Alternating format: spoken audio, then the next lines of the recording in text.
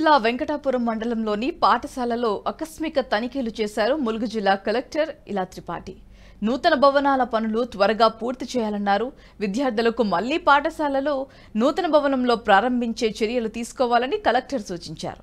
పెండింగ్లో ఉన్న బిల్డింగ్లను త్వరగా రిలీజ్ చేయాలని, పెండింగ్లో ఉన్న బిల్లులన్నీ కూడా త్వరగా రిలీజ్ చేయాలని, సమస్యలను త్వరగా పరిష్కరిస్తామని హామీ ఇచ్చారు కలెక్టర్ త్రిపాఠి.